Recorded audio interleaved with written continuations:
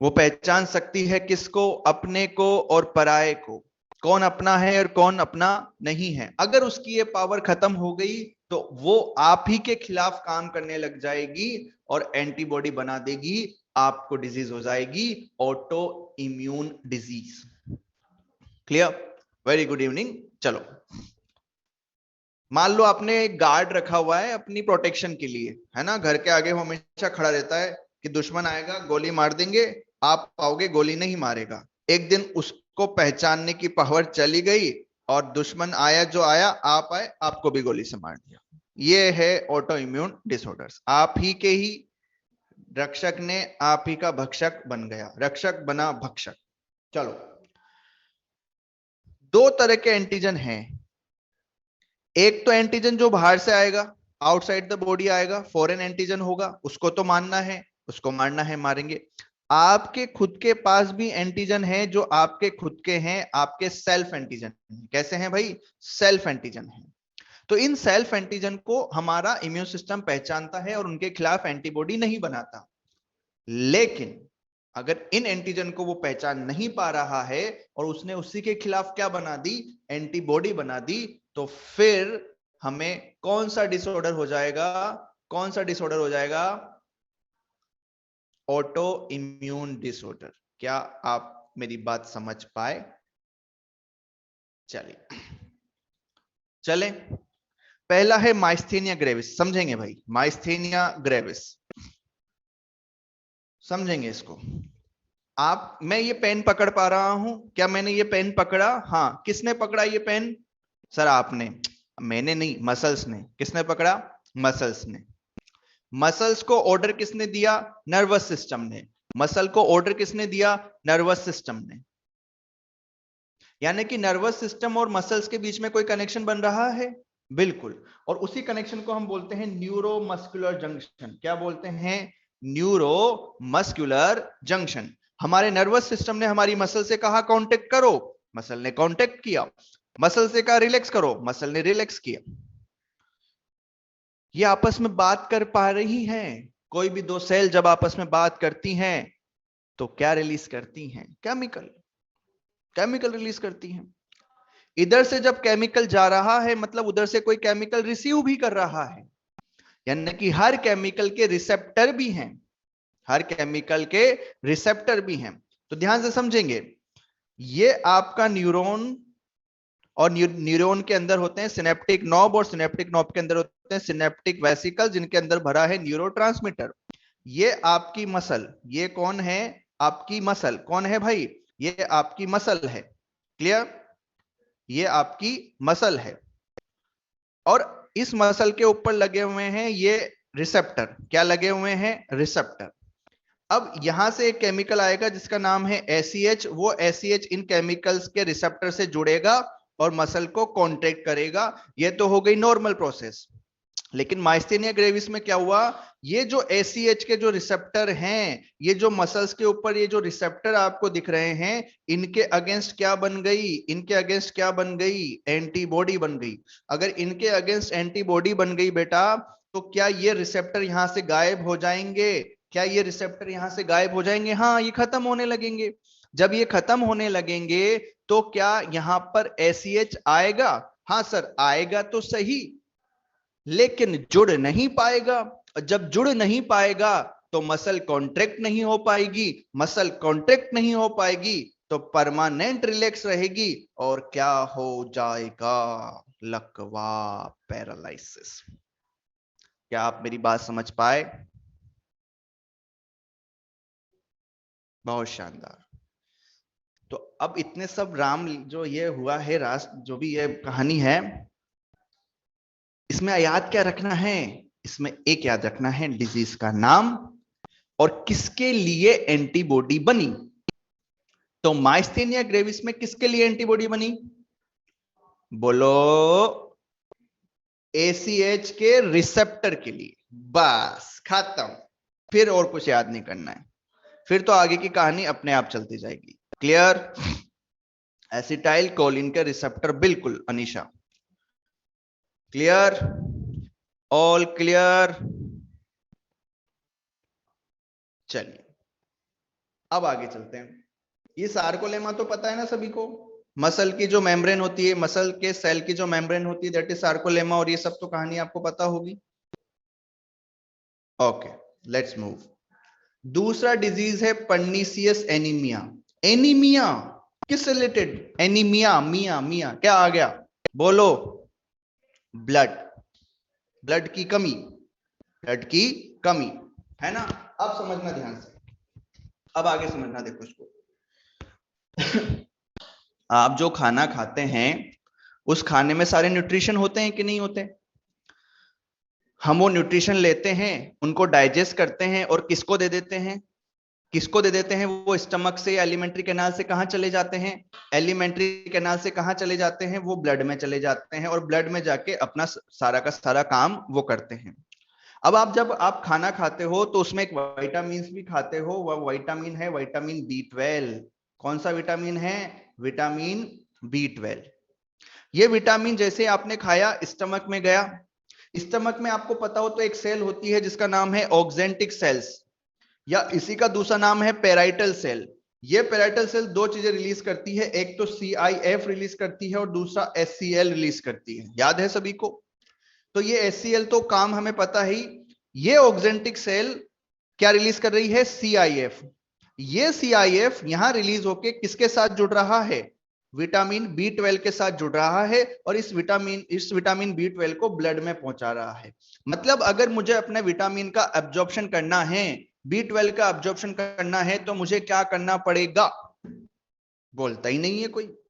CIF को लाना पड़ेगा, CIF को लाना पड़ेगा। सर क्या हो गया? CIF आ गया नहीं आया, क्या हो गया? ये विटामिन B12 क्यों जरूरी है? ये विटामिन B12 बहुत इंपॉर्टेंट है किसके मैच्योरेशन में? RBC के मैच्योरेशन में। अगर आपके ब्लड में विटामिन B12 नहीं गया ना, नहीं गया ना अगर आपके विटामिन B12, तो आपकी RBC बड़ी नहीं हो पाएगी, मैच्योर नहीं हो पाएगी, और वो मैच्योर नहीं होगी तो हीमोग्लोबिन नहीं होगा, तो फिर आपको ऑक्सीजन कंटेनिंग, ऑक्सीजन ट्रांसफर में दिक्कत होगी। तो आरबीसी के मैच्योरेशन के लिए हमें विटामिन B12 चाहिए ही चाहिए। ठीक है, ये तो हो गई नॉर्मल प्रोसेस। अब क्या करना है? अब बतानी है कि क्या दिक्कत है। तो एंटीबॉडी इसमें किसके अगेंस्ट बनती है? CIF के अगेंस्ट। अब तो आप सारी कहानी समझ गए। CIF के अगेंस्ट एंटीबॉडी बनी। CIF नहीं पता क्या?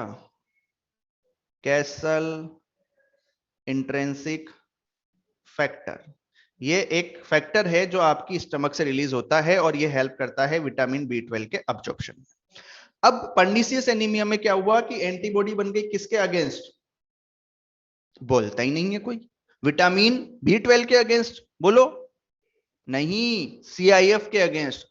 अब आप खाने में विटामिन B12 तो खा रहे हो पर CIF नहीं आ रहा। खाने में विटामिन B12 तो खा रहे हो पर CIF नहीं आ रहा। और अगर CIF नहीं आ रहा तो कितना ही विटामिन B12 खा लो, क्या विटामिन B12 का अब्जॉर्प्शन हो पाएगा? क्या नहीं। आपके ब्लड में विटामिन B12 पहुंच पाएगा? क्या नहीं। तो क्या आरबीसी का मैच्योरेशन हो पाएगा? क्या नहीं। आरबीसी का मैच्योरेशन नहीं आएगा तो आरबीसी इमेच्योर रहेगी और उसी स्टेज में डेस्ट्रॉय हो जाएगी। आपके अंदर आरबीसी की कमी मतलब एनीमिया, और ऐसा एनीमिया कहलाता है पर्नीसियस एनीमिया या मेगेलोब्लास्टिक एनीमिया। क्या याद रखना है? किसके अगेंस्ट एंटीबॉडी बनी? CIF के अगेंस्ट। और समझ में आया क्या? क्लियर? सीवियर एनीमिया में डेथ भी हो, हाँ, पर जब एनीमिया है तो हम फिर लगातार उसको ब्लड चढ़ाते रहेंगे। अरे सर यहाँ ब्लड की कमी नहीं है, यहाँ आरबीसी की दिक्कत है, तो मैं क्या करूं? क्या मैं डायरेक्ट विटामिन B12 ब्लड में दे दूं? हाँ, ब्लड में विटामिन B12 चाहिए, हम बाहर से इंजेक्ट कर देंगे।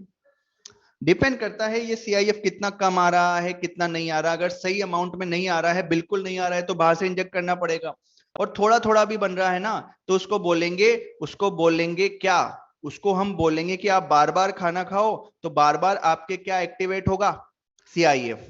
बार बार डाइट लो, 2 की जगह 4 बार खाना खाओ, ठूसो, दिन भर ठूसते रहो थोड़े थोड़े टाइम इंटरवल में, तो ज्यादा क्या होगा? विटामिन बी, अरे थोड़ा खाना है ना, जैसे 2 वक्त का खाना 4 वक्त में खाना है, खाना उतना ही खाना है, मोटा नहीं होना। तो सीआईएफ ज्यादा आएगा तो क्या हो पाएगा, आपको सीआईएफ मैक्सिमम आ पाएगा। वो डिपेंड करता है कितना आ रहा है, उसमें अपने को नहीं जाना है ना। अरे एनीमिया तो बहुत तरह का होता है, एनीमिया तो बहुत तरह का है। हम कौन सी की बात कर रहे हैं, पर्नीशियस एनीमिया की, ये ऑटो इम्यून डिसऑर्डर है। एक थैलेसीमिया होता है, एक सिकल सेल एनीमिया होता है, नॉर्मल एनीमिया होता है, बहुत सारी चीजें है ना, वो अलग है। अरे अब एक बच्चा पूछ रहा है कि ये एंटीबॉडी इसके अगेंस्ट क्यों बनी, मुझे क्या पता, मेरे इम्यून सिस्टम ने पहचानना बंद कर दिया। सर इसका कारण क्या है कि अचानक पहचानना बंद कर दिया, वी डोंट नो, हमें नहीं पता कि ऐसा क्यों हुआ। हमारे पास कोई विशेष कारण नहीं है कि ऐसा क्यों होता है। क्लियर। डाइट में सीआईएफ नहीं है, डाइट में तो केवल कौन है, B12 है ना, डाइट में सीआईएफ नहीं है, सीआईएफ तो पेट में है। क्लियर है ना। कुछ एलर्जी का कारण हमें एग्जैक्ट नहीं पता, वो एक कारण था, मैंने मेट्रो सिटीज वाला बता दिया था, वो एक कारण है। इसका एग्जैक्ट कारण हमें नहीं पता कि अचानक ऐसा क्या हो गया बॉडी में, क्या पहचानना बंद कर दिया। Clear, clear. चलो अभी हमें इतना याद रखना है, पर्नीशियस एनीमिया में किसके खिलाफ एंटीबॉडी बनी। अगली डिजीज आती है होशिमोटो। हाशिमोटो नाम से लग रहा है, कहां, हाशिमोटो, हाशिमोटो जापान, वहीं पर इसकी डिस्कवरी हुई थी।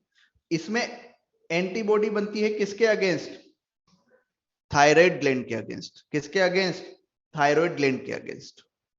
और थायराइड ग्लैंड अगर डिस्ट्रॉय होने लगेगी तो बॉडी में किसकी कमी होने लगेगी, थायरोक्सिन की। और थायरोक्सिन की कमी होगी तो उसको बोलेंगे हाइपोथायरॉयडिज्म, हाइपो बोले तो कम, थायरॉयडिज्म बोले तो थायरोक्सिन। तो इसकी वजह से क्या होगा, जो भी हमारे अंदर कौन कर रहा था, थायरोक्सिन काम कर रहा था, वो सब काम हमारे अंदर नहीं होंगे, हमारे अंदर प्रॉब्लम आएंगी। बीएमआर हो गया, लिप्टोलाइसिस हो गया, प्रोटियोलाइसिस हो गया, ग्रोथ हो गया, डेवलपमेंट हो गया, बहुत सारे काम करता है थायरोक्सिन। तो ये सब हमें जो है दिक्कत आएगी, बीएमआर को कंट्रोल करता है। तो ये सब आप एंडोक्राइन सिस्टम पढ़ेंगे, आपसे यहां नहीं पूछेगा कि हाइपोथायरॉयडिज्म से क्या होगा। हाँ लेकिन मैं आपको बता दूं, अगर एग्जामिनर ने थोड़ा सा घुमाने की कोशिश करी तो वो एंडोक्राइन चैप्टर से आपको ये क्वेश्चन डालेगा कि एक पर्सन है जो होशिमोटो डिजीज से सफर कर रहा है, तो उसमें आपको क्या देखने को मिलेगा। तो क्या देखने को मिलेगा ये आप पढ़ेंगे कहां पे, एंडोक्राइन सिस्टम में, जब हाइपोथायरॉयडिज्म के बारे में पढ़ेंगे। लेकिन आपको उसके लिए ये पता होना चाहिए कि होशिमोटो डिजीज क्या होती है। समझ में आ गया। हाँ थायराइड अलग है, थाइमस अलग है बेटा, दोनों अलग अलग है। थायराइड तो यहाँ गले में है, थाइमस यहाँ चेस्ट में है, बिल्कुल अलग अलग है ना। चलो ये इंपॉर्टेंट है, इसको ध्यान से समझेंगे। ये है रूमेटॉइड आर्थराइटिस। क्या है ये, रूमेटॉइड आर्थराइटिस, नाम सुना है, आर्थराइटिस, आर्थराइटिस, आइटिस, रार्थे, ऑर्थो, ऑर्थोराइटिस, आर्थे, आर्थे, ऑर्थो, ऑर्थो, ऑर्थो मतलब आर्थो ज्वाइंट, आइटिस मतलब इन्फ्लामेशन, यानी कि ज्वाइंट में क्या आ गया, इन्फ्लामेशन आ गया। क्या हर एक आर्थराइटिस ऑटो इम्यून डिसऑर्डर है, नहीं। हम बात कर रहे हैं रूमेटॉइड आर्थराइटिस की। किसकी बात कर रहे हैं, रूमेटॉइड आर्थराइटिस की। ये ऑटो इम्यून डिसऑर्डर, अगर लिखा है सिंपल आर्थराइटिस, सिर्फ आर्थराइटिस, तो उसे हमें ऑटो इम्यून में कंसीडर नहीं करना है, अनटिल अनलेस जब तक क्या ना लिखा हो, रूमेटॉइड आर्थराइटिस। क्या मेरी बात समझ में आई। अब सुनते हैं इसके बारे में। आपके जो जॉइंट हैं, स्पेशली साइनोवियल जॉइंट, जो अच्छे से मूवमेंट कर रहे हैं, आपका जो नी का जॉइंट हो गया ना, नी के जॉइंट समझते हैं, घुटना जानते हो ना, घुटना, नी, ऐसा घोड़ा। एक बोन ऊपर है, एक बोन नीचे है, एक बोन ऊपर है और एक बोन नीचे है, दोनों के बीच में लगातार मूवमेंट चल रहा है। दोनों हार्ड सब्सटेंस है, बोन हार्ड सब्सटेंस है, घिसेगी तो फ्रिक्शन होगा, दर्द हो सकता है। मशीन के पुर्जों के बीच में फ्रिक्शन ना हो इसलिए क्या लगा देते हैं, ऑयल लगा देते हैं, ग्रीस लगा देते हैं, सुना है क्या, लुब्रिकेंट लगा देते हैं, ताकि फ्रिक्शन को क्या किया जा सके, कम किया जा सके। तो यहां पे भी जो फ्रिक्शन हो रहा है बोन्स के बीच में, तो यहां पे भी हमें क्या लगाना पड़ेगा, क्या लगाना पड़ेगा, लुब्रिकेंट लगाना पड़ेगा। वो लुब्रिकेंट होता है यहाँ पे साइनोवियल फ्लूइड, और साइनोवियल फ्लूइड आता है ये जो बगल में आपकी यहाँ पे होती है एक साइनोवियल मेम्ब्रेन। कौन होती है, साइनोवियल मेम्ब्रेन। ये साइनोवियल मेम्ब्रेन क्या सिक्रेट करती है, साइनोवियल फ्लूइड। वो यहाँ पे आराम से काम करता रहता है और यहाँ पे लुब्रिकेशन करता रहता है, तो फ्रिक्शन नहीं होता। लेकिन हम पढ़ रहे हैं ऑटो इम्यून डिसऑर्डर्स, और ऑटो इम्यून डिसऑर्डर में एंटीबॉडी बनेगी किसके अगेंस्ट, साइनोवियल मेम्ब्रेन के अगेंस्ट। अरे जब साइनोवियल मेम्ब्रेन नहीं रहेगी तो साइनोवियल फ्लूइड में भी दिक्कत होगी। तो शुरू में तो क्या होता है, इस मेम्ब्रेन की ग्रोथ ज्यादा होने लग जाती है, कंपनसेट करने के लिए तो फ्लूइड का सिक्रेशन भी बढ़ने लग जाता है। फ्लूइड का सिक्रेशन बढ़ता है तो यहाँ पे स्वेलिंग आने लगती है। अगर आपने अभी भी ध्यान नहीं दिया, आप इसको क्या करते रहे, इग्नोर करते रहे, तो ज्वाइंट के बीच में से छोटे छोटे छोटे छोटे पार्टिकल्स बन जाते हैं, जिनको हम बोलते हैं पेनस ग्रेन्यूल्स। क्या बोलते हैं, पेनस ग्रेन्यूल। अब सोचो, आप एक बिना चप्पल के आप जमीन पे चल रहे हो और उस जमीन पे मैंने छोटे छोटे कंकर डाल दिए, तो फ्रिक्शन बढ़ जाएगा। अगर आपने इसको ट्रीट नहीं किया सही टाइम पर, आपने ध्यान नहीं दिया जो भी इसका ट्रीटमेंट है, तो यहाँ पे ऐसे छोटे छोटे पार्टिकल्स बनने लग जाते हैं, जो पार्टिकल्स ऐसे बोन्स के बीच में आके अटकते हैं और फ्रिक्शन को और ज्यादा बढ़ा देते हैं। फ्रिक्शन और ज्यादा बढ़ गया तो क्या हो जाता है, यहाँ पे बोन्स जो हैं घिसने लगती हैं, इरोजन होने लगता है। वो बोन्स जब घिसने लगती हैं तो उनको सही करने के लिए बार बार कौन आता है, फाइबर्स आते हैं। कौन आता है, फाइबर्स आते हैं। घिस गया फाइबर आ गया, घिस गया फाइबर्स आ गया, लगातार घिसते जाते हैं, लगातार फाइबर आता रहता है। और यहां पे धीरे धीरे धीरे इतने फाइबर्स जमा हो जाते हैं कि ये ज्वाइंट ही फाइब्रस हो जाता है और ज्वाइंट ही मूव करना बंद हो जाता है, जाम हो जाएगा, काम नहीं करेगा, खत्म, हिलना डुलना बंद। एक ही इलाज बचता है फिर कि आप अपना जो है ज्वाइंट रिप्लेसमेंट कराएं, टीकेआर, यानी कि टीकेआर सुना है ना, टोटल नी रिप्लेसमेंट, वो करवाएं आप, और कोई इलाज इसका नहीं है अगर आपने सही टाइम पे ध्यान नहीं दिया तो आपको इतनी राहम कहानी में सिर्फ ये लाम कहानी याद रखनी है जो मैंने यहाँ गोले में बंद कर दी, कि रूमेटॉइड आर्थराइटिस में किसके खिलाफ एंटीबॉडी बनती है, साइनोवियल मेम्ब्रेन के खिलाफ। और यहाँ पे जो एंटीबॉडी का टाइप है वो है आईजीएम। कौन सा टाइप है, आईजीएम। और जो आईजीएम है इसको मैं एक नाम और दे सकता हूं, रूमेटॉइड फैक्टर। क्या बोल देता हूं इसको, रूमेटॉइड फैक्टर। क्यों बोल दिया मैंने रूमेटॉइड फैक्टर, क्योंकि यहां पे वही तो करा रहा है, रूमेटॉइड आर्थराइटिस। सिर्फ ये चीज याद रखनी है, बाकी और दूसरा ये पेनस पार्टिकल किस में बनते हैं, रूमेटॉइड आर्थराइटिस में। क्या मेरी बात समझ में आई,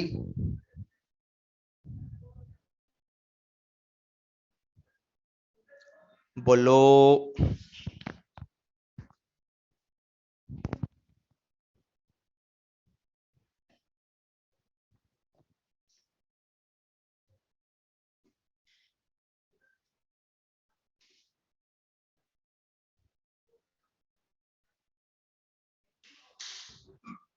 नेक्स्ट आता है डायबिटीज, मधुमेह।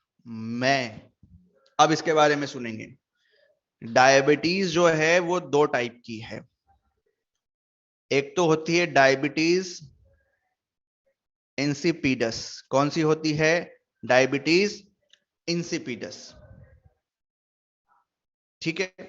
ये होती है हार्मोन एडीएच की कमी से, एंटी डायबिटिक हार्मोन की कमी से। इसकी बात नहीं करनी है, ये ऑटोइम्यून डिसऑर्डर नहीं है। हम दूसरी जो डायबिटीज है वो है डायबिटीज मेलाइटस। कौन सी है, डायबिटीज मेलाइटस। उसमें हम बात करेंगे दो तरह की, टाइप 1, टाइप 2। हमें जो पढ़ना है वो कौन सा है? टाइप 1। आईडीडीएम दिख रहा है? आईडीडीएम दिख रहा है क्या? आईडीडीएम, आईडीडीएम का मतलब है इंसुलिन डिपेंडेंट, इंसुलिन डिपेंडेंट, अब तो आप समझ ही गए होंगे, डायबिटीज मेलाइटिस, यह है टाइप 1। क्लियर? अब नॉर्मल प्रोसेस समझो। वैसे तो आप सबको पता है, पर मेरा काम है समझाना, तो मैं समझाऊंगा। आप जब खाना खाते हो तो खाना डाइजेस्ट होके कहां चला जाता है? आपके ब्लड में, यानी कि ब्लड में ग्लूकोज आ गया डाइजेस्ट होके। क्लियर? ये जो ब्लड में ग्लूकोज है, इसको मुझे कहां देना है? इसको मुझे कहां पहुंचाना है? सेल में पहुंचाना है। कहां पहुंचाना है? सेल में पहुंचाना है। ये ग्लूकोज ये सेल में जाएगा, सेल इससे एनर्जी बनाएगी, आपका काम चलता रहेगा। लेकिन लेकिन अब क्या होगा इसमें? अब इसमें कौन क्या हो गया? देखो, ये जब ग्लूकोज यहां अंदर आ रहा है तो इसको लाने वाला कौन सा हार्मोन है? इंसुलिन। इंसुलिन ही वो चाबी है जिसकी हेल्प से ब्लड ग्लूकोज अंदर आता है। समझे? अगर ये चाबी नहीं रहेगी तो क्या हमारी सेल को ग्लूकोज मिल पाएगा? क्या नहीं। ये इंसुलिन बनाती हैं beta cells of pancreas. Pancreas का नाम सुना है? तो पेनक्रियास एक ग्लैंड है आपका। एलिमेंट्री कैनाल में जब पढ़ोगे, डाइजेशन जब पढ़ोगे तो वहां पढ़ा होगा, है ना? और आपने अग्नाशय, आमाशय नहीं, अग्नाशय, है ना? और ये आप वैसे बचपन से भी पढ़ते आए हो, बायोटेक में भी आपने पढ़ा होगा। भी पेनक्रियास के पास बहुत सारी सेल्स होती हैं। उस पेनक्रियास के पास होती है बीटा सेल, और बीटा सेल ही कौन सा हार्मोन रिलीज कर रही हैं? कौन सा? बीटा सेल ऑफ पेनक्रियास ही क्या रिलीज कर रही हैं? इंसुलिन। इंसुलिन आएगा, ब्लड से ग्लूकोज को कहां पहुंचा देगा? सेल में। क्लियर? अब इसमें क्या हुआ कि इसमें एंटीबॉडी बन गई किसके अगेंस्ट? पेनक्रियास के, पेनक्रियास के बीटा सेल के अगेंस्ट, पेनक्रियास के बीटा सेल के अगेंस्ट। अब अगर बीटा सेल खत्म होने लगेगी तो बॉडी में किसकी कमी होने लगेगी? इंसुलिन की कमी होने लगेगी। अगर इंसुलिन की कमी हो रही है, खाना तो तुम लगातार खा रहे हो, डाइजेशन कर रहे हो, एब्जॉर्प्शन कर रहे हो, तो ब्लड में तो जो ग्लूकोज है वो बढ़ता जा रहा है। ब्लड में तो ग्लूकोज बढ़ता जा रहा है कि नहीं? अब इस ग्लूकोज को अगर सेल के अंदर देना है तो जो इंसुलिन चाहिए था वो इंसुलिन नहीं है। अब क्या होगा? आपके ब्लड में क्या होने लगेगा? आपके ब्लड में क्या होने लगेगा? ब्लड में ग्लूकोज का लेवल बढ़ने लगेगा, और इसी कंडीशन को बोलते हैं हाइपरग्लाइसीमिया। समझ में आया? मिया मिया, ब्लड, ग्लाइ मतलब ग्लूकोज, हाइपर मतलब ज्यादा। ब्लड में ग्लूकोज ज्यादा हो गया। Terminology is biology. जब बॉडी के ब्लड में कुछ भी बढ़ने लगता है तो हमारा किडनी उसको फिल्टर करके बॉडी से बाहर निकाल देता है। ब्लड में कौन बढ़ रहा था? ग्लूकोज। तो अब ग्लूकोज यूरिन के साथ बाहर आने लगता है, जिसको बोलते हैं ग्लाइकोसूरिया। यानी कि ग्लूकोज कहां है? Present in urine. जब आपका यूरिन का अमाउंट बढ़ेगा क्योंकि ग्लूकोज उसमें ऐड हो रहा है, तो आपको बार बार क्या होगा? यूरिनेशन करना पड़ेगा, यानी कि पेशाब बार बार ज्यादा करना पड़ेगा, टॉयलेट जाना ज्यादा जाना पड़ेगा। इसको बोलेंगे पॉलीयूरिया। बिल्कुल, फ्रीक्वेंट यूरिनेशन होगा। जब आप बार बार पेशाब जाएंगे, यूरिनेशन करेंगे, तो बॉडी से वाटर भी कम होगा। तो वाटर कम होगा तो आपको प्यास भी ज्यादा लगेगी, यानी कि क्या होगा? पॉलीडिप्सिया, यानी कि आपकी थ्रस्ट भी क्या होगी? बढ़ जाएगी। अरे आप खाना तो खा रहे हो, लेकिन क्या वो खाना सेल तक पहुंच रहा है? नहीं। वो खाना ब्लड में है, सेल तक नहीं पहुंच रहा। सेल तो भूखी है, सेल तो भूखी है, सेल तो बार बार बॉडी से कहेगी खाना दो, कैलेंडर कैलेंडर खाना दो, सॉरी हाइपोथैलेमस खाना दो, हाइपोथैलेमस हमें भूख लगी है खाना दो, हाइपोथैलेमस कह रहा है खा तो रही है, जा कहां रहा है, इंसुलिन नहीं है, तो मैं क्या करूं, मुझे तो खाना दो। तो आपकी भूख भी बढ़ जाएगी, आपकी हंगर भी बढ़ जाएगी, इसी को बोलेंगे पॉलीफेजिया। और जब बॉडी में एनर्जी की कमी होने लगेगी क्योंकि ग्लूकोज नहीं है, तो आपकी बॉडी बहुत समझदार है, वो आपके अंदर जमा हुआ फैट, बोलता ही नहीं कोई, आपके अंदर जमा हुआ फैट को यूज करने लगेगी, उसको as a source of energy काम में लेगी, और यहां पे होगा इनकंप्लीट ऑक्सीडेशन ऑफ फैट। और जब फैट का इनकंप्लीट ऑक्सीडेशन होगा तो बॉडी में बनेगी कीटोन बॉडीज। क्या बनेगी? Ketone bodies. और कीटोन बॉडीज का फॉर्मेशन होने लगेगा। जब ब्लड में कीटोन बॉडीज बनने लगेगी तो यही कीटोन बॉडीज बॉडी से यूरिया में बाहर आने लगेगी, इसको बोलेंगे कीटोन यूरिया। अगर ये कंडीशन लगातार बढ़ती रही, लगातार एनर्जी की कमी आती रही, लगातार ग्लूकोज की कमी आती रही, तो एक वक्त ऐसा आएगा जब आपका ब्रेन भी जो सब कुछ कंट्रोल कर रहा था, उसको भी सब चीज की कमी पड़ने लगेगी। आपकी बॉडी समझदार है, जब भी किसी चीज की कमी होती है तो वो सबसे पहले एसेंशियल चीजों को वो चीज सप्लाई करती है।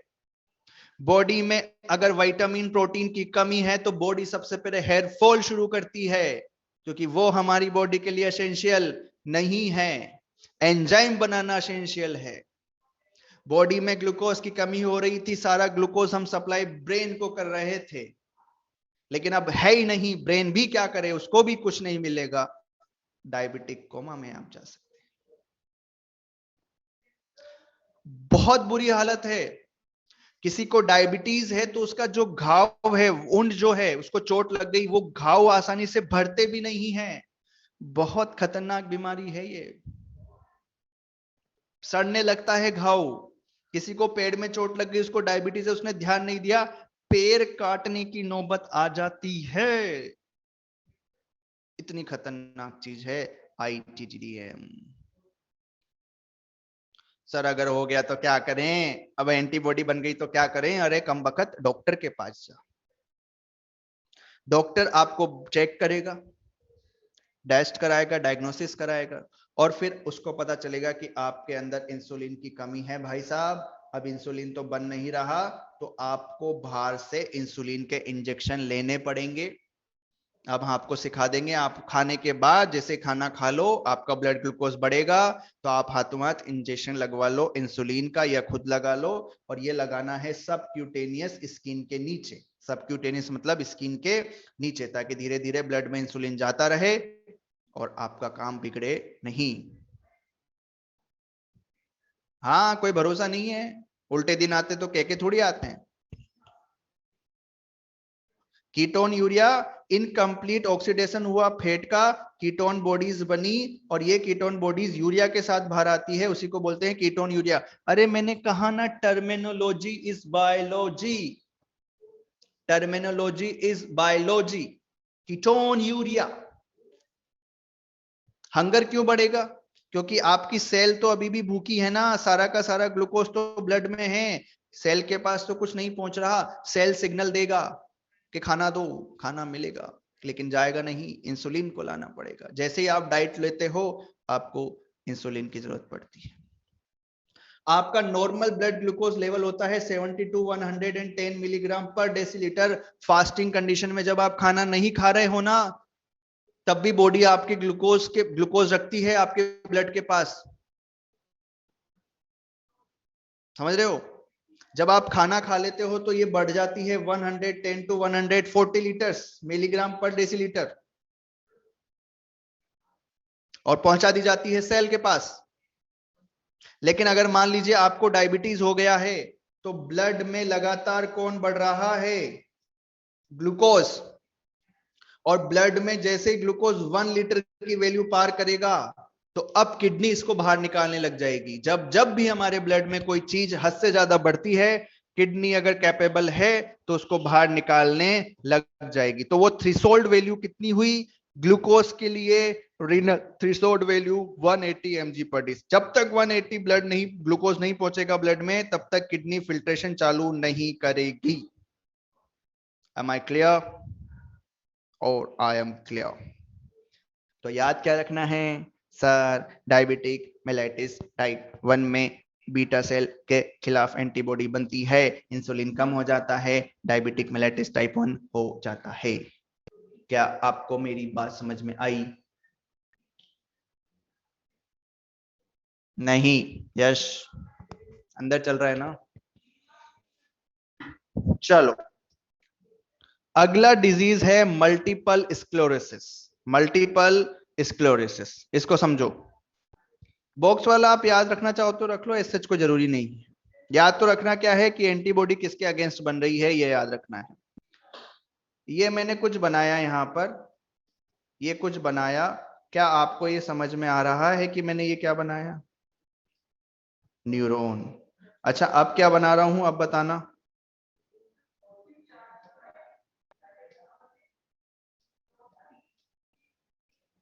माइलिन शीथ, बहुत बढ़िया। ये माइलिन शीथ है।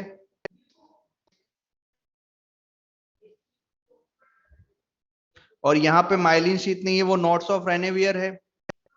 तो ऐसा न्यूरॉन जिसपे माइलिन शीथ होती है, यहां पे होते हैं नोट्स ऑफ रेनेवियर, और यहां पर इंपल्स का कंडक्शन इस तरीके से चलता है। इसको बोलते हैं साल्टेटरी कंडीशन। सुना होगा आपने, साल्टेटरी कंडक्शन। तो ये कैसा होता है? बहुत ज्यादा फास्ट होता है। अब मल्टीपल स्क्लेरोसिस में एंटीबॉडी किसके अगेंस्ट बन गई? किसके अगेंस्ट बन गई?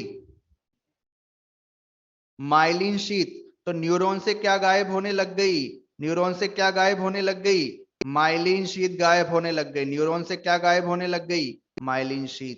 तो अब जो है साल्टेटरी कंडक्शन हो गया बंद, आपका कंडक्शन फास्ट से हो गया स्लो। तो अब आपको बहुत सारे दिक्कत होने लगेगी, और इनको हम बोलते हैं न्यूरोलॉजिकल डिसफंक्शन। क्या बोलते हैं? न्यूरोलॉजिकल डिसफंक्शन आपकी बॉडी में देखने को मिलेंगे, जहां जहां भी माइलिनेटेड नर्व फाइबर की माइलिन शीथ खत्म होगी। याद क्या रखना है? यही याद रखना है कि किसके अगेंस्ट एंटीबॉडी बनी? Antibody made against myelin sheath.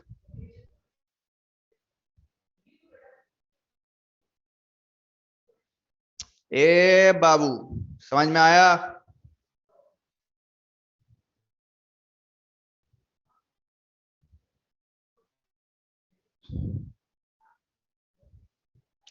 छोरे कहाँ हैं यार? लड़का लोग तुम क्या बोलते नहीं हो क्या? हाँ, अनमाइलिनेटेड शीट भी है ना, वहां पे अनमाइलिनेटेड न्यूरॉन भी है, वहां पे कुछ नहीं होगा। जहां जहां माइलिन शीट होगी, वहां वहां एंटीबॉडी काम करेगी। और मैं आपको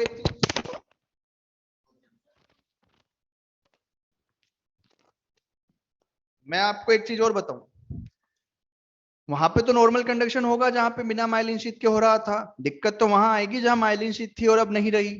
दोनों तरह के न्यूरॉन है। हम जो भी बीमारियां पढ़ रहे हैं ना, उसका हम 0.001% पढ़ रहे हैं। बहुत कुछ होता है इन बीमारियों में। जितनी आसानी से मैं समझा देता हूं, आप जितना समझ लेते हो वो आपके लेवल पे ठीक है, मोर देन इनफ है। क्योंकि लेकिन हमारे डाउट आना बहुत जायज है, क्योंकि हम थोड़ी सी चीज देख के छोड़ देते हैं। तो फिर अरे सर दिखाओ ना, और दिखाओ। लेकिन वो हमारे काम का नहीं है। मैं आपको हर बार बोल रहा हूं, याद क्या करना है? किसके अगेंस्ट एंटीबॉडी बनी। क्लियर? बहुत सारी डिजीज आएंगी, हमें लफड़े में पड़ना ही नहीं है। हमें अपना टाइम वेस्ट नहीं करना, हमें अपना टाइम वहां देना है जहां एनसीईआरटी जोड़ दे रही है। सलेह सलो।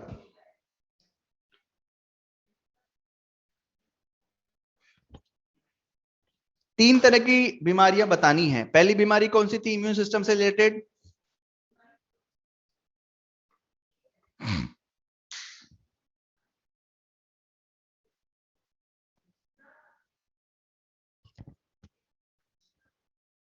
एलर्जी।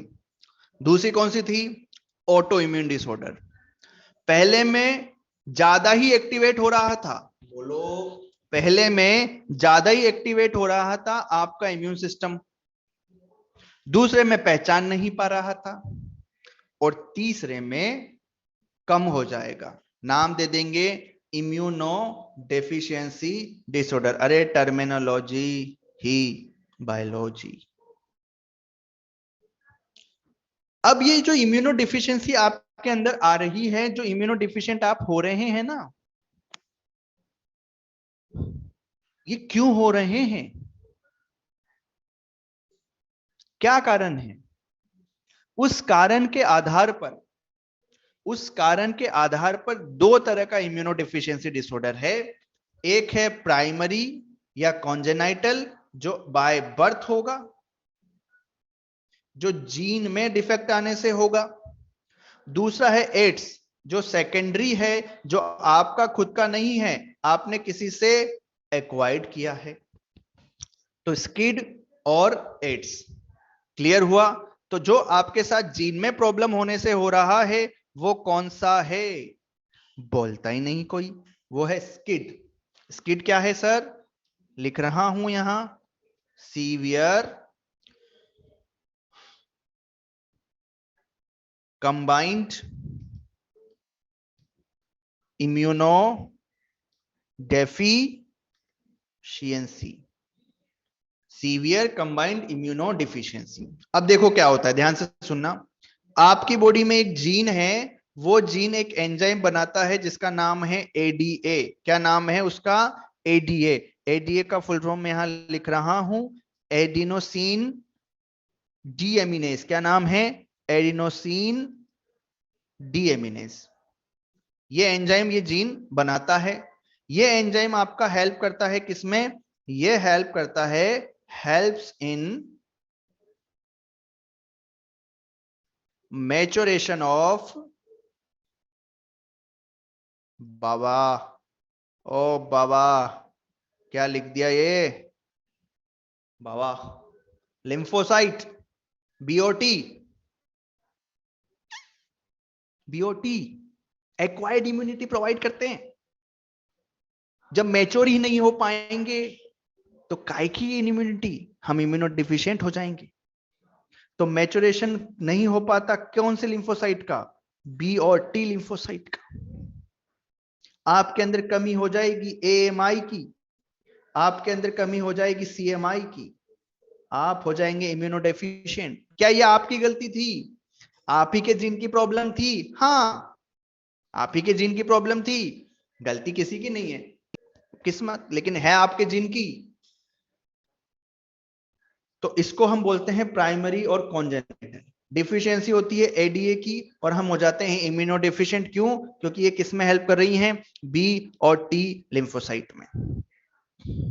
अगर इस जीन में किसी भी तरह का म्यूटेशन, किसी भी तरह की खराबी होती है तो एडीए नहीं बन पाएगा। एडीए नहीं बन पाएगा तो मैच्योरेशन नहीं हो पाएगा, हम immune system, immune response develop नहीं कर पाएंगे। Am I clear? आपने सुना होगा। अच्छा, इसका इलाज क्या है? इलाज क्या है इसका? जीन थेरेपी, जीन ट्रांसप्लांट कर दो। इतना आसान नहीं है वे, हलवा नहीं है। जीन, जीन, जीन, जीन की बात कर रहे हैं। तो सबसे पहले जो जीन थेरेपी की गई थी एक 4 साल की बच्ची में, अगर आप लोगों को याद हो, कभी सुना हो ऐसा, तो वो जिस जीन की गई थी वो यही जीन है जिसका नाम है एडीए जीन। वो एडीए डिफिशियंसी की लड़की थी, बिल्कुल, उसमें एडीए का जीन खराब था तो एडीए का जीन डाला गया था। जितना जल्दी आप डाल देंगे उतना जल्दी सक्सेसफुल होने के चांसेस रहेंगे। जेनेटिक्स में आप आगे बात कर सकते हैं, हमें इतना ही बताना था। क्लियर? अब दूसरा है एडस, एडिडास, एड्स, बहुत खतरनाक। नाम बोलो, नाम बोलो, नाम, नाम बोलो, बोलो, नाम बोलो। Acquired immuno deficiency syndrome. Acquired immuno deficiency syndrome. नाम बोलो, नाम, नाम, नाम, नाम। नाम में ही सब कुछ छुपा हुआ है। एक्वायर्ड इम्यूनिटी की कमी, जब जब HIV आपके शरीर में आएगा, जब जब वो आएगा तब तब वो खाएगा, जब जब वो आएगा तब तब वो खाएगा किसको? टी हेल्पर सेल को। आपके अंदर टी हेल्पर सेल बन रही है, सब बढ़िया है, बन रही है, लेकिन उनका नंबर लगातार कम हो रहा जा रहा है। किसका? टी हेल्पर का। और टी हेल्पर ही तो वो थी, बोलता ही नहीं है कोई, टी हेल्पर ही तो वो थी जो टी किलर और पी सेल को स्टिमुलेट कर रही थी। याद है वो जो मैंने लिख के पढ़ाया था? तो टी हेल्पर सेल ही नहीं रहेंगी तो ससुर टी किलर और बी सेल एक्टिवेट नहीं होंगी, AMI CMI में प्रॉब्लम आई, मर जाओगे, मृत्यु अटल है। सर क्या हो गया? तो और बना लो ना टी सेल, तुम्हारी बॉडी तो सही है, ADA का जीन है, बना लो ना। अरे एक उम्र के बाद थाइमस खत्म हो जाती है और टी हेल्पर का मैचुरेशन थाइमस में होता है। नहीं कनेक्ट कर पा रहे।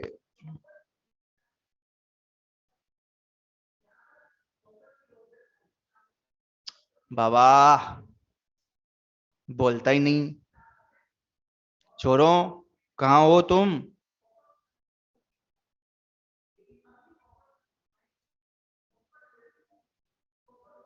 छोरा लोग बोलता ही नहीं।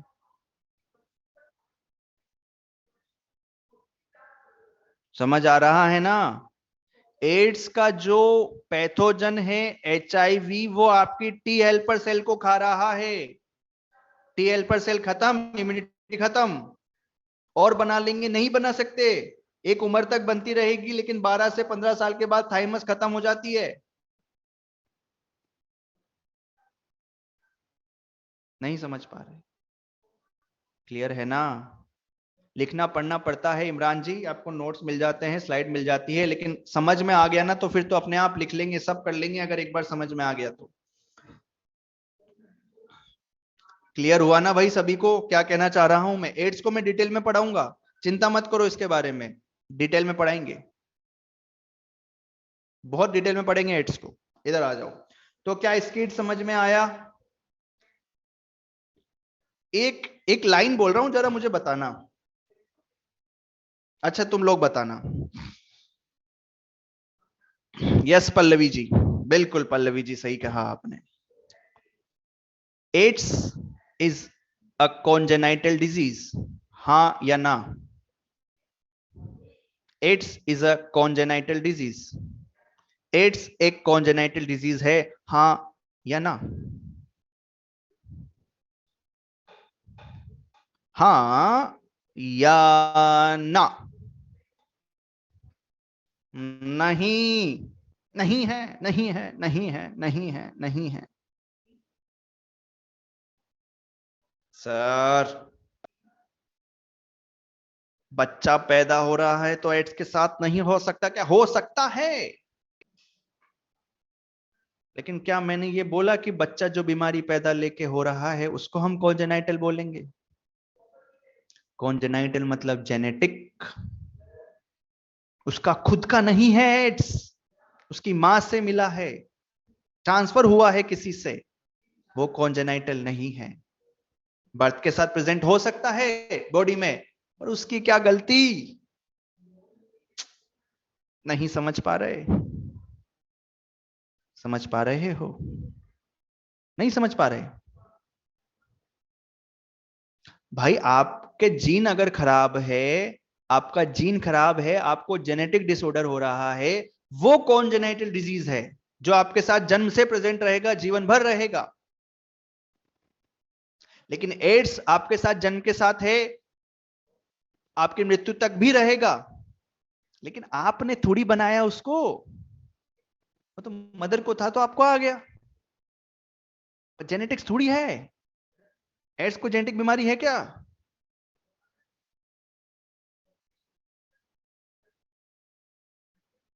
क्या आप समझ पाए? ऋचा बिल्कुल, पढ़ेंगे आगे, वापस आएगा पॉइंट। क्लियर है? जेनेटिकल, केतन जी जेनेटिक्स। चल दो तरह के पेशेंट आए आपके साथ। जब आप डॉक्टर बन गए तो दो तरह के पेशेंट आए कि साहब हमारा इम्यून सिस्टम बड़ा कमजोर है, काम नहीं कर रहा है, कारण क्या है मेरे को नहीं पता, बताओ मैं क्या करूं। तो आप उसको कुछ ऐसी चीजें सजेस्ट करेंगे जिसका उसका इम्यून सिस्टम स्ट्रोंग हो जाए। दूसरा पेशेंट आया, अरे मेरा इम्यून सिस्टम बहुत खराब है सर, हर वक्त एलर्जी कर देता है। या एक पेशेंट आया कि मुझे ऑर्गन ट्रांसप्लांट करवाना है, ऑर्गन ट्रांसप्लांट करवाना है, तो उसके इम्यून सिस्टम को सप्रेस करना पड़ेगा। तो ऐसा कुछ भी ऐसा कुछ भी जो आपके इम्यून सिस्टम को या तो एक्टिवेट कर दे या सप्रेस कर दे, ये दोनों कंसीडर किए जाते हैं इम्यूनोथेरेपी में। क्या मेरी बात समझ में आई? तो इम्यूनोथेरेपी में ऐसे ड्रग्स जो या तो इम्यून सिस्टम को बढ़ा दे या इम्यून सिस्टम को कम कर दे, उनको कहा जाता है इम्यूनो मॉड्यूलेटर्स। क्या कहा जाता है? Immuno modulators. अरे अगर मैं बाहर से एंटी सीरम लगा रहा हूं, प्री फॉर्म्ड एंटीबॉडी लगा रहा हूं, तो मैं इम्यून सिस्टम को बढ़ा रहा हूं। तो इम्यूनोपोटेंटिव ड्रग है या इम्यूनोसप्रेसिव ड्रग है?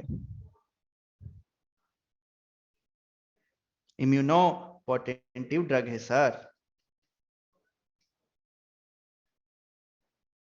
मैं बाहर से अल्फा इंटरफेरोन डाल रहा हूं, इंटरफेरोन डाल रहा हूं, आपकी बॉडी का इम्यून सिस्टम इनहांस कर रहा हूं, इम्यूनोपोटेंटिव ड्रग है सर।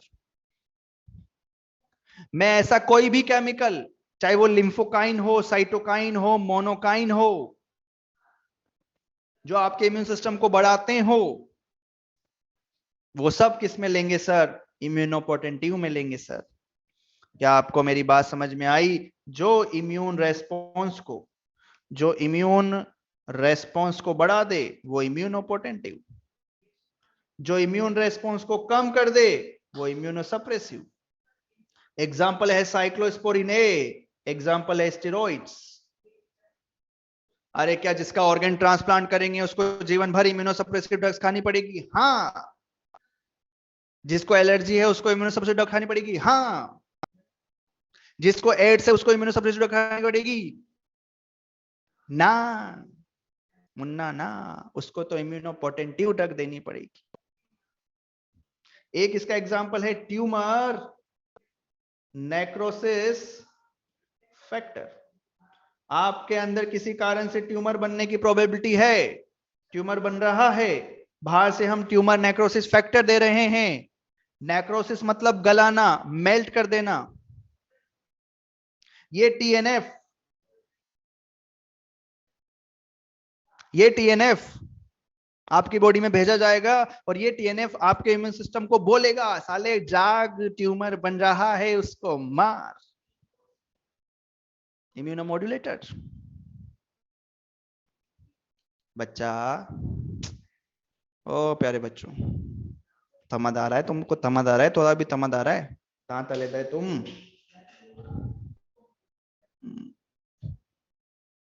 अले कुछ तमद में भी आ रहा है।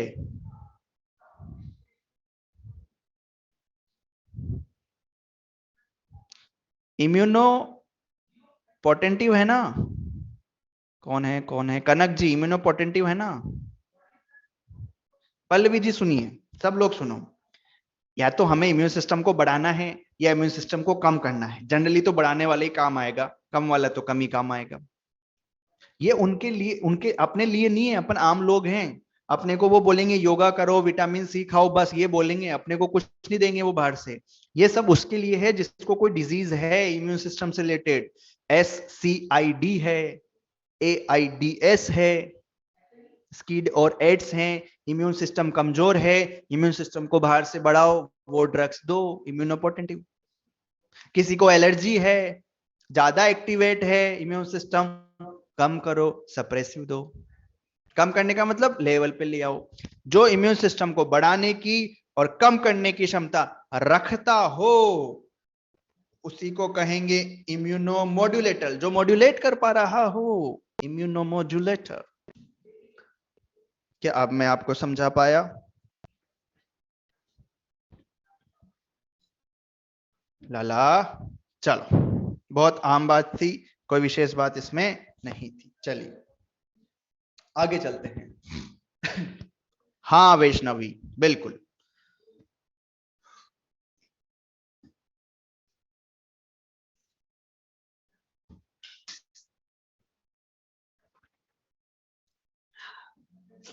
चलो अब बात करते हैं जेनेटिक डिसऑर्डर्स की।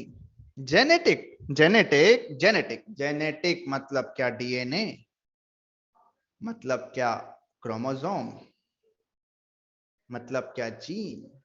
इन सब में कुछ दिक्कत होगी तो जेनेटिक डिसऑर्डर होएगा होएगा। अरे ये डीएनए कंडेंस होकर ही क्या बना रहा है? डीएनए कंडेंस होकर ही क्या बना रहा है? क्रोमोसोम। और इस क्रोमोसोम के ऊपर ही क्या प्रेजेंट है? इस क्रोमोसोम के ऊपर ही क्या प्रेजेंट है? जीन। अगर आपके अंदर क्रोमोसोम पर प्रेजेंट किसी जीन में डिफेक्ट हो रहा है तो क्या जेनेटिक डिसऑर्डर कह सकते हैं? हाँ कह सकते हैं। किसी एक जीन में, किसी एक जीन में दिक्कत हो रहा है तो मतलब जीन म्यूटेशन हो रहा है। अरे हुआ ये कि पूरा का पूरा क्रोमोसोम ही डबल हो गया, पूरा का पूरा क्रोमोसोम ही गायब हो गया। क्या इसको भी जेनेटिक डिसऑर्डर कह सकते हैं? कह सकते हैं। और ये है क्रोमोसोमल डिसऑर्डर। नहीं आ रहा समझ में?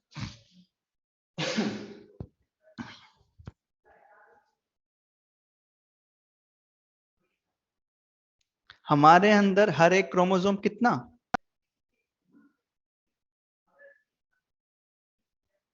हमारे अंदर हर एक क्रोमोसोम कितना? अरे बोलो, कितना?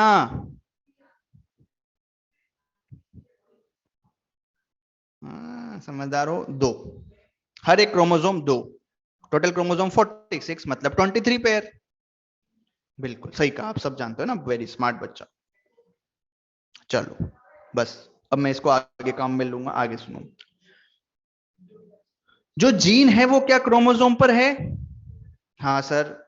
आपके अंदर 44 प्लस एक्स एक्स या एक्स वाई मिलता है। ये जो है ये तो ऑटोसोम्स हैं, और ये सेक्स क्रोमोसोम या एलोसोम है। जीन या तो ऑटोसोम पर हो सकती है, जीन या तो एलोसोम पर हो सकती है।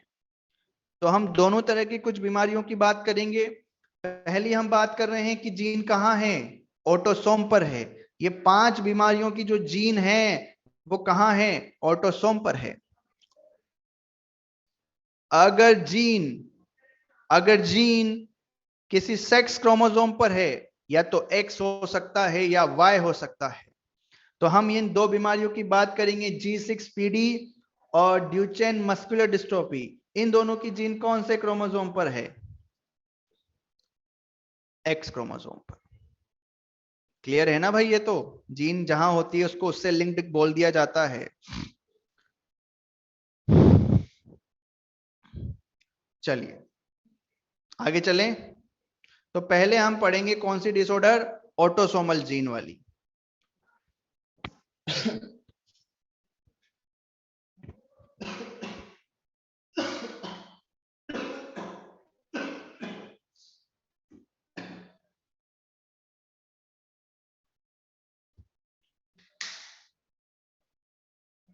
सुनिए, 3 बीमारियां एक साथ पढ़ाऊंगा। तीनों बीमारियां एक दूसरे से कहीं ना कहीं कनेक्टेड है। पहली बीमारी का नाम पढ़ेंगे सब लोग, फिनाइल कीटोन यूरिया, पीकू। दूसरी बीमारी का नाम पढ़ेंगे एल्केप्टोन यूरिया। और तीसरी बीमारी का नाम पढ़ेंगे एल्बिनिज्म। अरे भाई, जीन जो है वो जीन ट्रांसक्रिप्शन और ट्रांसलेशन करके क्या बना रहा है? प्रोटीन। और प्रोटीन ही क्या बनाते हैं?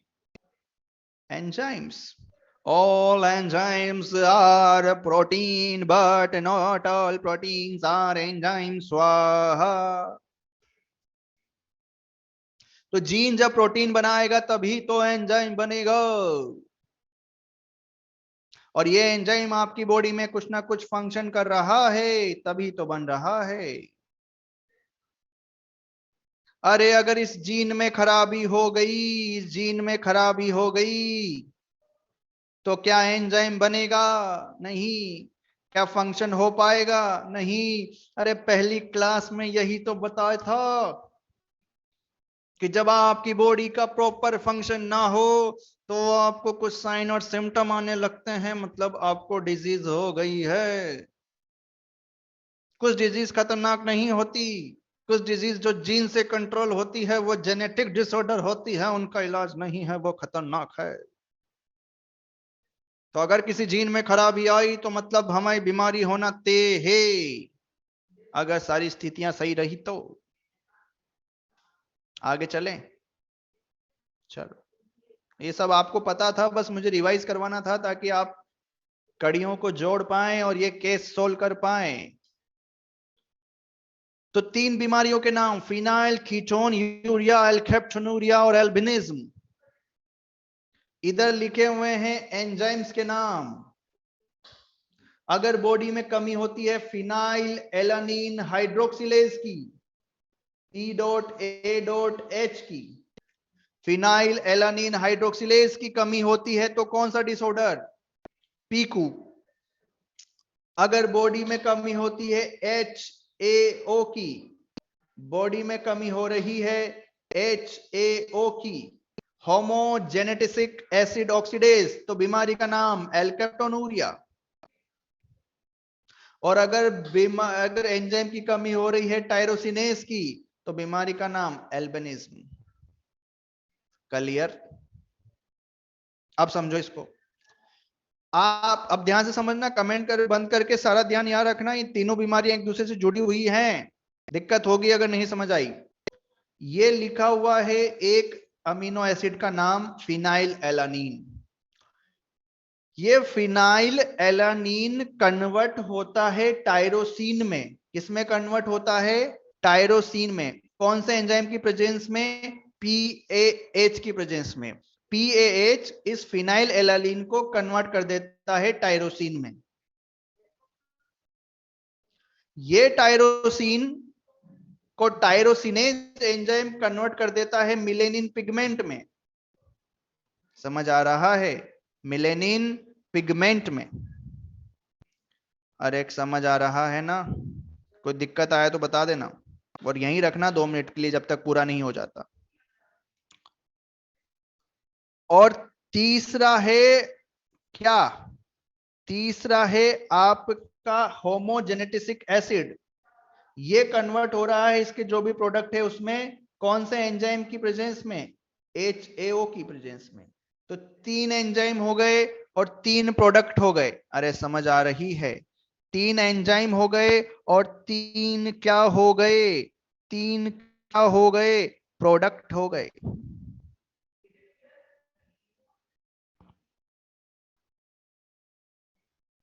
अब सुनो दिक्कत क्या हो रही है। ये तीनों एंजाइम 3 अलग अलग जीन बना रहे हैं, बिल्कुल। अगर वो जीन खराब हो गया जो PAH बना रहा था, यानी कि PAH क्या हो गया? एब्सेंट हो गया, तो क्या आपकी बॉडी में फिनाइल एलानीन का अमाउंट बढ़ने लगेगा?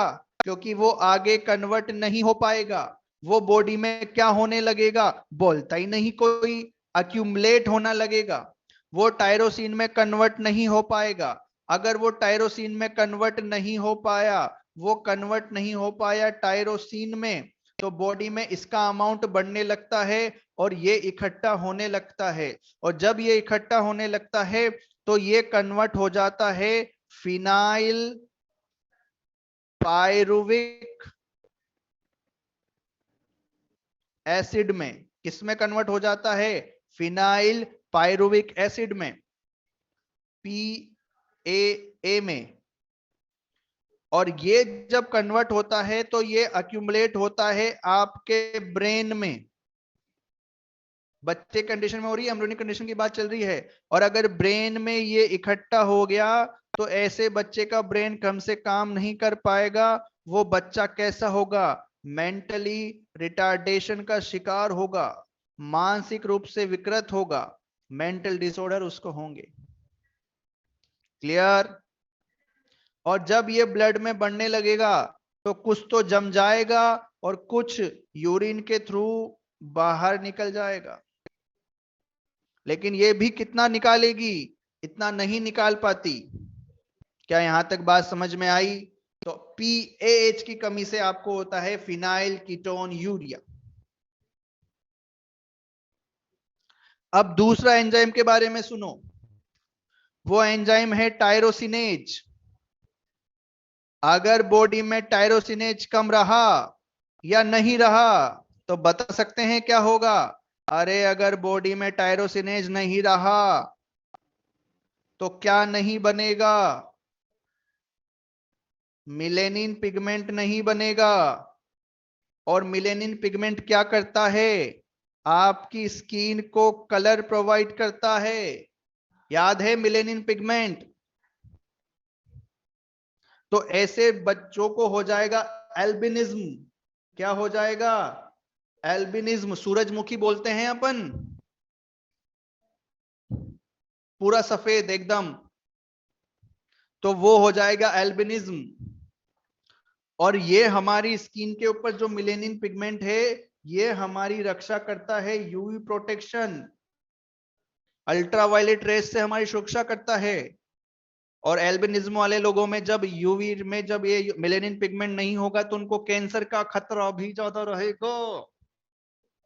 तो जो जितने डार्क होते हैं उनके अंदर मिलेनिन पिगमेंट उतना ही ज्यादा होता है, कैंसर का खतरा उतना ही कम होता है। अब कोई ये ना कह देना कि क्या गोरे लोगों को कैंसर नहीं होता। हैं, कैंसर का कारण बहुत सारे हो सकते। क्या आप मेरी बात समझ पा रहे हैं?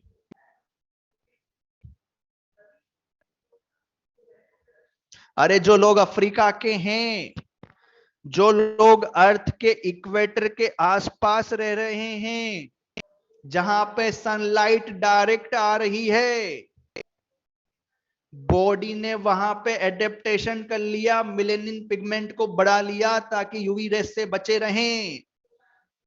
जो लोग पोल्स की साइड चले गए, यूरोप ऑस्ट्रेलिया में चले गए, या इक्वेटर से जैसे जैसे दूर जा रहे हैं वैसे वैसे मिलेनिन पिगमेंट की जरूरत भी कम है, तो वो लोग गोरे होते हैं। क्या आपको मेरी बात समझ में आई? और वी आर इन मीडिएटर, हम बीच के हैं, ना गोरे ना काले, है ना?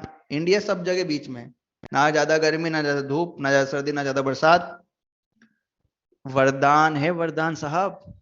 इंडिया जिस ज्योग्राफी पे बसा हुआ है ना, खतरनाक ज्योग्राफी है।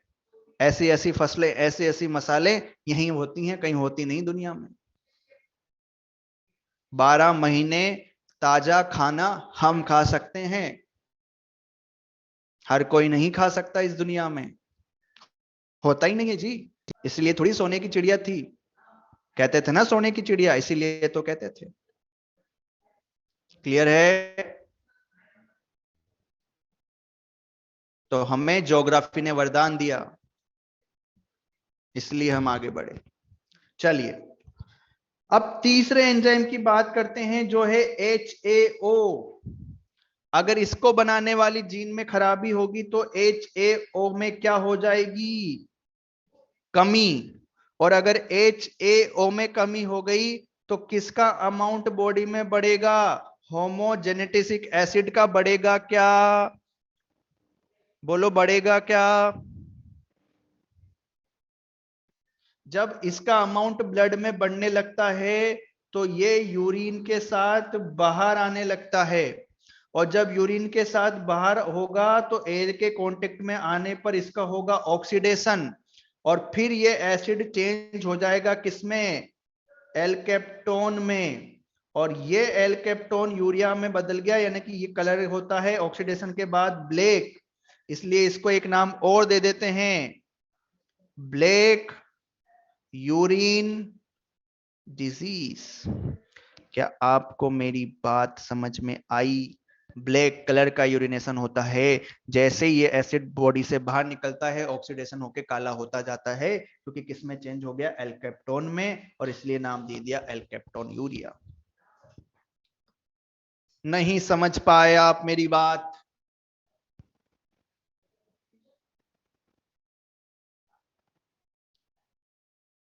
याद इतना ही रखना है, कौन सा एंजाइम किस डिजीज से रिलेटेड है।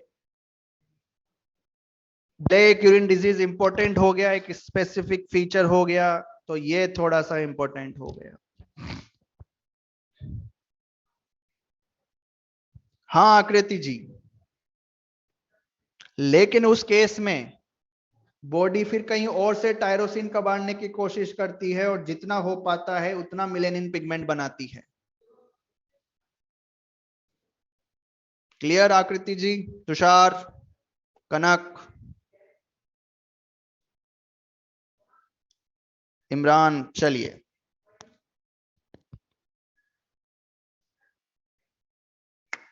Okay, let's move. अगला आता है कौन सा डिजीज, नाम पढ़ो इसका, तुम कैसे सुनाई देगा? क्यों छुट्टी कर दो, 5 मिनट है, लास्ट क्लास है, एक्स्ट्रा पढ़ेंगे। इधर देखो, बस बस नहीं भैया, पढ़ाएंगे अपन तो। आप बहुत पीछे चल रहे हो बेटा, आपकी में बातें और समझाने में इतना टाइम चले जाता है मेरा, सबसे पीछे चल रहा है आपका बैच, है ना? तो अभी तो टाइम तो यूं ही 10 मिनट तो यूं ही बाकी है अभी। इधर आई, ये लास्ट डिजीज, बस ये लास्ट पढ़ लो, बस मेरे कहने से पढ़ लो। जिसको जाना है वो जा सकता है, वो रिकॉर्डेड क्लास देख लेना, है ना, कोई दिक्कत नहीं है, बहुत सुविधाएं तुम्हारे। अगली डिजीज है टे सेक डिजीज। टे और सेक दो साइंटिस्ट थे जिन्होंने इसका डिस्कवरी किया था। इसमें वो जीन खराब होता है जो जीन क्या बनाता है, बीटा एन एसिटाइल हेक्सोज अमीनिडेज। ये एंजाइम की इसमें क्या रहेगी, कमी रहेगी, बीटा एन एसिटाइल हेक्सोज अमीनिडेज। ठीक है सर, ये कमी रहेगी, तो ये क्या करता था, ये एम्ब्रियोनिक कंडीशन में हेल्प करता था, किसके मेटाबॉलिज्म में, फैट के मेटाबॉलिज्म में। तो क्या ऐसा एम्ब्रियो, ऐसा बच्चा जिसमें ये एंजाइम नहीं रहेगा, क्या उसमें फैट का मेटाबॉलिज्म हो पाएगा क्या? तो बॉडी में किसका अमाउंट बढ़ने लगेगा, फैट का। और बॉडी में जब जब फैट का अक्यूमुलेशन होने लगेगा, जब जब बॉडी में फैट अक्यूमुलेटेड होने लगेगा, तो ये दो जगह जाके जमने लगता है, एक जगह जाता है ब्रेन में और एक जगह जाता है स्पाइनल कॉर्ड में। है ब्रेन और spinal cord, CNS, central nervous system, CPU खराब हो गया, पूरी बॉडी में दिक्कत हो जाएगी। तो ब्रेन में जब जब फैट जमेगा, मेंटल रिटार्डेड होगा, जब जब स्पाइनल कॉर्ड में जरेगा, इसकी जो मोटर एक्टिविटीज हैं, यानी कि जो वॉलेंट्री इनवॉलेंट्री, वॉलेंट्री इनवॉलेंट्री काम कर रहा था, मसल कॉन्ट्रैक्शन नहीं हो पाएगा, पैरालाइसिस हो जाएगा। ऐसा बच्चा 3 से 4 साल से ज्यादा नहीं जीता, खत्म हो जाता है। क्या समझ पा रहे हो आप मेरी बात?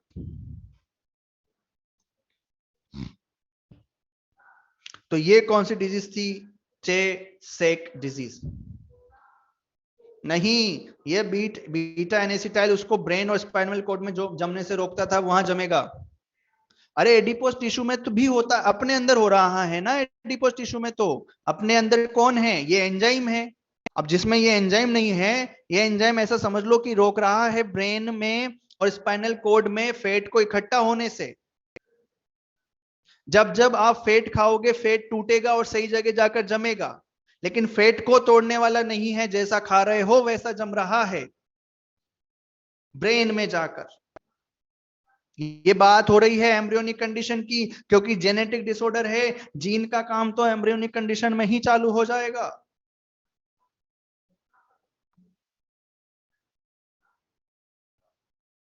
नेक्स्ट आ जाओ, ये बस 1 मिनट का है, भी समझ है। थैलेसीमिया। थैलेसीमिया मतलब किससे रिलेटेड डिसऑर्डर है? ब्लड से रिलेटेड डिसऑर्डर है। किससे रिलेटेड डिसऑर्डर है? ब्लड से रिलेटेड डिसऑर्डर है। क्या आपके ब्लड में आरबीसी है और आरबीसी में हीमोग्लोबिन है? Yes sir. हीमोग्लोबिन मिलके बना है 2 अल्फा चेन से और 2 बीटा चेन से। 2 अल्फा चेन और 2 बीटा चेन, ये मिलके आपका हीमोग्लोबिन बना रहा है, और हीमोग्लोबिन आपके अंदर सब काम कर रहा है। ये अल्फा चेन जो बनती है ये भी किसी ना किसी जीन से बनती है, और बीटा चेन भी किसी ना किसी जीन से बनती है। चलिए देखते हैं, हीमोग्लोबिन की जो दोनों अल्फा चेन है वो बनती है 16th क्रोमोसोम के ऊपर प्रेजेंस जीन से, जिसका नाम है HbA1 और HbA2। और बीटा चेन बनती है 11th क्रोमोसोम के HBB से। ये जीन के नेम है। अगर HbA1 और HbA2 में खराबी होगी तो कौन सी चेन डिफेक्ट होगी? कौन सी चेन डिफेक्ट होगी? कौन सी चेन सही से नहीं बनेगी? अल्फा चेन नहीं बनेगी, तो उसको हम कहेंगे अल्फा थैलेसीमिया। Alpha thalassaemia. अगर इस वाले जीन में खराबी हुई तो कौन सी चेन नहीं बनेगी अच्छे से? बीटा चेन, और उसको हम बोल देंगे बीटा थैलेसीमिया। यहां पर हीमोग्लोबिन का अमाउंट, उसकी क्वांटिटी में दिक्कत आ रही है, उसकी क्वांटिटी खराब हो रही है, इसलिए जो डिसऑर्डर है आपका थैलेसीमिया, वो कैसा डिसऑर्डर है? एक क्वांटिटेटिव डिसऑर्डर है। क्यों हुआ सर? क्योंकि जीन में अल्फा और बीटा चेन में, अल्फा और बीटा चेन को बनाने वाला जो जीन था उसमें अगर खराबी हो गई तो ये हो रहा है। अरे क्या आपने सिकल सेल एनीमिया का नाम सुना है? सिकल सेल एनीमिया में कुछ आरबीसी नॉर्मल और कुछ आरबीसी सिकल सेप्ट हो जाती है, और जो आरबीसी सिकल सेप्ट हो गई, यहां पे आरबीसी की क्वालिटी खराब हो रही है, तो it is a qualitative disease. लेकिन थैलेसीमिया में क्वांटिटी खराब हो रही है, इसलिए क्वांटिटेटिव डिजीज। क्या आप मेरी बात समझ पा रहे हैं? तो ये आपकी खत्म होती है कौन सी disease? Autosomal linked gene disorder. इसके आगे जो आएगा वो होता है X linked gene, X linked recessive disorder. यानी कि इसके ऊपर, इसको कंट्रोल करने वाली जो जीन है, इसको कंट्रोल करने वाली जीन है, वो कौन से क्रोमोसोम पर है? एक्स क्रोमोसोम पर। अब एक एंजाइम है G6PD। क्या नाम है एंजाइम का? G6PD। नाम है इसका ग्लूकोज 6 फॉस्फेट टी हाइड्रोसिनेस। क्या नाम है? G6PD। ये एंजाइम आपकी आरबीसी की जो मेम्ब्रेन है उसको स्टेबिलिटी देता है। अगर ये जीन खराब हो गया तो एंजाइम भी नहीं बनेगा और आरबीसी की स्टेबिलिटी भी नहीं रहेगी, उसकी मेम्ब्रेन कैसी हो जाएगी? वीक। और ऐसे पर्सन जिसमें G6PD कम हो, आरबीसी की मेम्ब्रेन वीक हो गई हो, उनको कहा जाता है कि आप फावा बीन से, एंटी मलेरियन ड्रग से, आप सल्फर ड्रग से दूर रहें। अगर आप ये ड्रग्स खाते हैं तो ये सीधा सीधा आपकी आरबीसी की मेम्ब्रेन को और वीक कर देगा और आरबीसी ब्रस्ट हो जाएगी।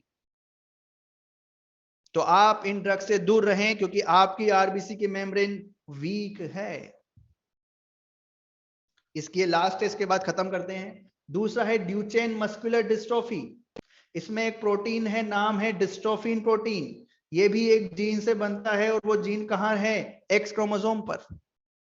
ये डिस्ट्रोफिन प्रोटीन बहुत इंपॉर्टेंट है। किसके कॉन्ट्रैक्शन में? मसल के कॉन्ट्रैक्शन में। ये डिस्ट्रोफिन प्रोटीन बहुत इंपॉर्टेंट है मसल को कॉन्ट्रैक्ट कराने में। जब ये प्रोटीन ही नहीं रहेगा तो मसल भी कॉन्ट्रैक्ट नहीं होगी, मसल वीक होने लगेगी, मसल वीक होने लगेगी तो कॉन्ट्रैक्शन की पावर जाएगी, पैरालिसिस जैसी सिचुएशन यहां पे बनने लगेगी। तो ये दोनों डिसऑर्डर थे जीन से रिलेटेड, जिनकी जीन एक्स लिंक पे है। इससे पहले जितनी भी हमने पढ़ी है वो सब ऑटोसोमल थी। क्या आपको मेरी बात समझ में आई? तो यहां पे जो हमने जेनेटिक डिसऑर्डर पढ़े हैं वो जीन वाले पढ़े हैं, और कल से जो हम जेनेटिक डिसऑर्डर पढ़ेंगे वो क्रोमोसोम वाले पढ़ेंगे। एक छोटे से जीन ने इतनी तबाही मचा दी, एक छोटे से जीन ने इतनी तबाही मचा दी, तो सोचो एक क्रोमोसोम अगर ऊपर नीचे हो गया तो कितनी भारी तबाही मचेगी, वो कल मचाएंगे। 4 मिनट ऊपर लिए हैं बस आज आपके, पहली बार 4 मिनट, ये टॉपिक खत्म हो गए अपने। क्लियर? Sorry for